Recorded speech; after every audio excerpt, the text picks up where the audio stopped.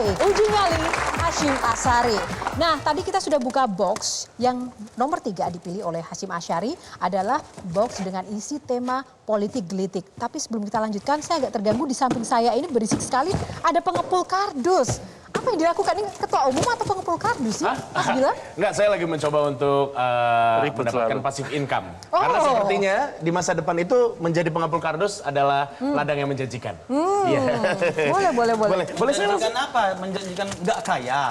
menjanjikan maksud ini bisa jadi kaya. Hah? Masa? Sebab katanya nanti, ini bisa diklarifikasi juga mungkin langsung oleh ketua. Jadi katanya nanti pemilihan pada saat nanti kita pemilu, itu tidak lagi menggunakan aluminium, tapi menggunakan kardus. Makanya saya lagi siapin banyak kardus nih. Jadi supplier. Iya. Cuman saya mikir-mikir nih ketua, kalau misalkan nyiapin kardus kayak begini, nanti pemilihannya pakai kardus, kalau saya lagi tiba-tiba stres nih, saya bakar. Lebih gampang dibakar berarti. Gitu. Itu bagaimana tuh pertimbangannya? Jadi begini, dulu sejak pemilu 2004 ya, itu kotaknya menggunakan aluminium. Kalau aluminium itu statusnya sebagai aset BUMN, aset barang milik negara. Karena ini aset maka harus kita jaga.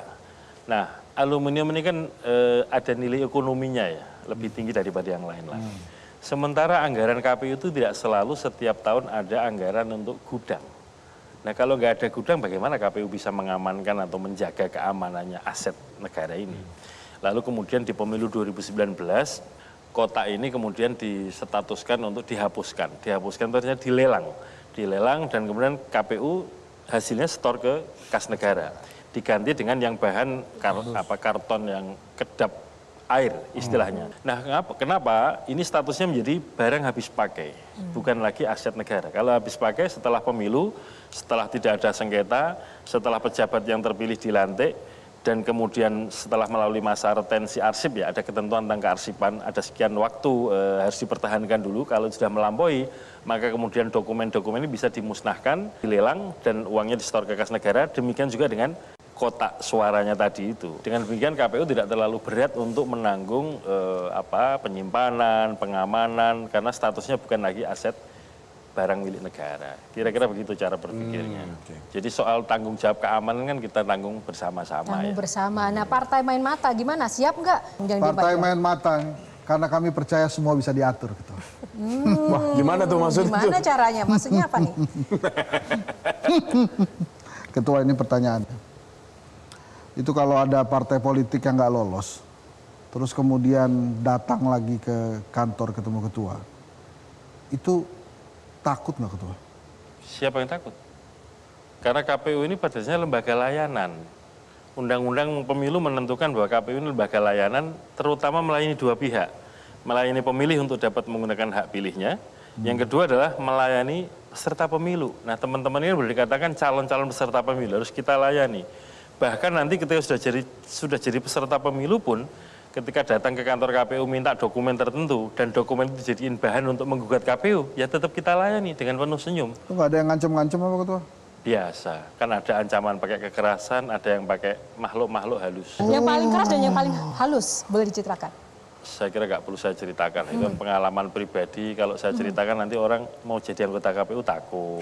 Saya perhatikan dari tadi, mohon maaf Pak, dari ujung rambut sampai ujung kaki. Ampun. Bapak menggunakan banyak sekali aksesoris di lengan, apakah itu sebagai penangkal untuk kiriman-kiriman yang tadi disampaikan?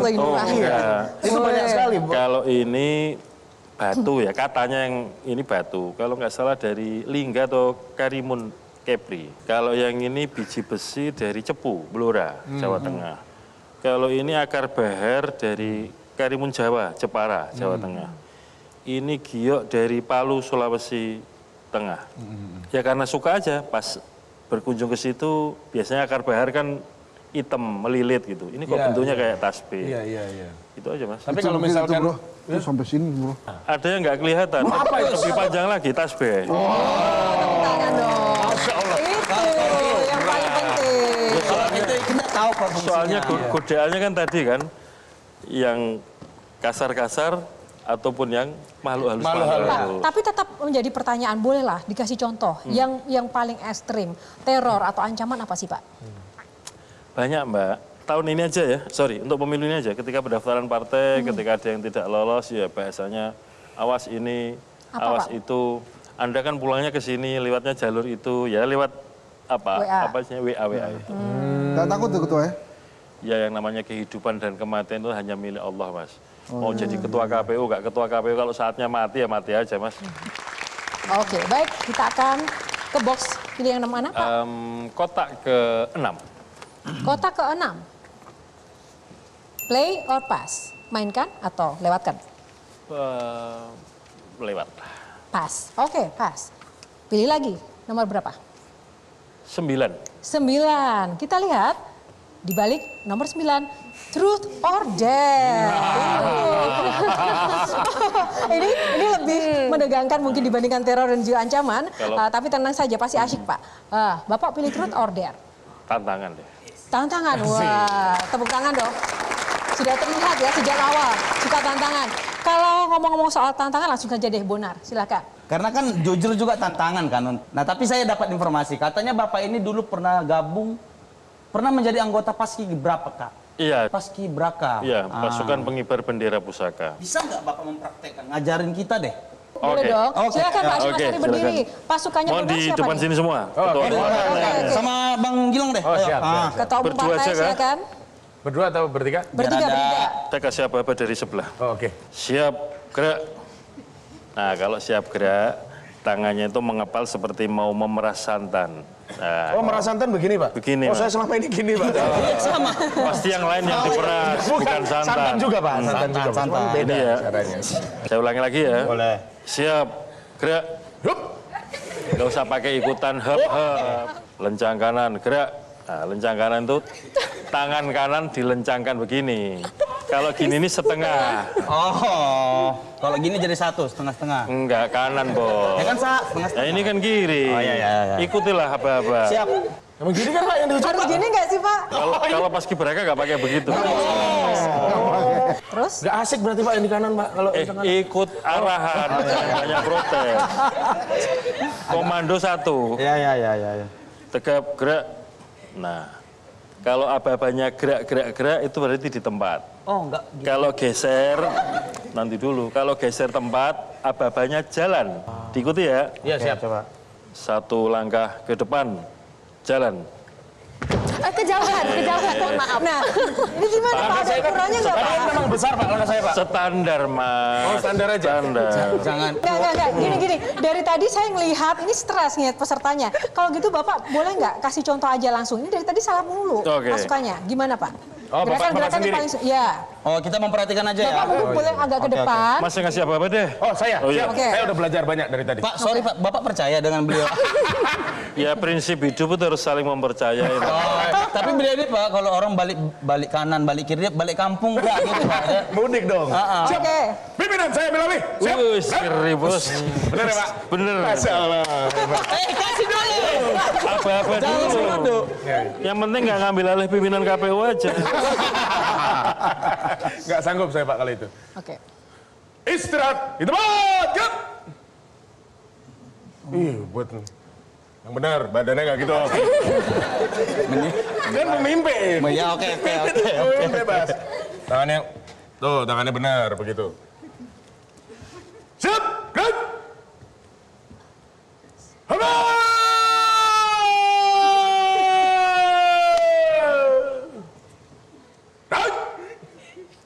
Wah, benar. Tempatnya. Di ujung alis, Dek. Mantap nggak, Ner? Arogan mantap. Lagi ketua KPU udah. Lagi. Tegak, gerak. Hitung. Mulai. 1, Emang cuman sendiri. Oh iya, benar-benar. Ya. Baik, luar biasa. Tepuk tangan. Silakan duduk. Dan selanjutnya kita akan pilih ke box nomor 4. lainnya. Nomor? 4. Nomor 4. Apa di balik nomor 4? Benar-benar tanya. Kalau tadi berarti pura-pura tanya. Ini kita ini benar-benar tanya ya. Perasaan dari tadi tanya melulu. Sekarang baru yang benar. Berarti ini sebenar-benarnya Pak. Nah, langsung saja kita mulai dari Gilang Dirga dulu. Cukup menyedihkan beberapa waktu yang lalu ketika pemilu itu diadakan, kemudian ada beberapa saudara-saudara kita yang bertugas kemudian akhirnya harus meninggal dunia gitu. Iya. Apa yang menyebabkan hal itu bisa terjadi dan bagaimana antisipasi supaya kedepannya hal tersebut tidak terjadi lagi, Pak? Iya, jadi begini, untuk menjadi anggota KPPS, terutama yang paling banyak kan KPPS yang meninggal waktu itu ya. Ada 3 lembaga yang masing-masing melakukan studi. 1 Ikatan Dokter Indonesia, kedua UGM, yang ketiga Kementerian Kesehatan. Nah setelah di studi itu temuannya adalah yang meninggal itu rata-rata usianya di atas 50 tahun. Nah yang kedua, hampir semuanya komorbid, punya penyakit bawaan. Dan penyakit komorbidnya itu serangan jantung, yang kedua hipertensi atau tekanan darah tinggi, yang ketiga itu diabetes. Itu. Kemudian ditambah beban kerja yang begitu besar ya. Banyak tempat tanpa harus diperiksa membuat surat pernyataan, saya sehat. Nah berdasarkan itu kita evaluasi, Pilkada 2020 di tengah-tengah situasi COVID, itu kemudian petugasnya harus paling tua atau paling tinggi usianya 50 tahun. Yang kedua harus sehat. Untuk sehat ini kami minta tolong Pemda-Pemda untuk fasilitasi, karena jadi petugas ini kan warga Pemda setempat, untuk dipastikan pemeriksaan kesehatannya. Dan ini kita lakukan lagi untuk pemilu 2024. Terima kasih. Terima kasih, Mas. Oke, Bang Iya, Henry, betul. silakan. Ini pemilu 14 Februari 2024 jadi atau tidak, Ketua? Harus jadi. Kami harus memastikan. Oke, Partai Cantik. Bapak tuh pernah mengeluarkan statement mengenai sistem proporsional tertutup. Nah itu Bapak apakah emang setuju? Karena kalau saya sendiri lebih sedang terbuka ya Kak ya. Karena kan kita bisa memilih secara langsung gitu loh. Wakil rakyat yang mungkin menurut kita tuh capable gitu untuk menjadi wakil rakyat. Nah, situasinya seperti itu. Di akhir Desember 2022 kemarin, tanggal 29 Desember, KPU bikin acara namanya Catatan Akhir Tahun KPU. Saya pidato menjelaskan 2 track pemilu. Yang pertama track sesuai tahapan pemilu, mulai 14 Juni 2022 itu apa saja yang dikerjakan KPU, sampai 29 Desember 2022. Yang kedua saya cerita, ada track lain, yaitu putusan-putusan Mahkamah Konstitusi, judicial review. Kemudian di situ saya sampaikan, ada proses judicial review, ada pihak menggugat minta jadi tertutup. Saya cerita itu deskriptif. Tapi kemudian disalahpahami seolah-olah saya mempromosikan sistem proporsional tertutup. Padahal saya cerita aja, kami ini menyampaikan ada situasi, ada peristiwa ini harus dicermati bersama-sama. Kira-kira gitu. Waktu tinggal sedikit, silakan Mbak Tejo dan Bonar. Silakan, Mas Tejo aja.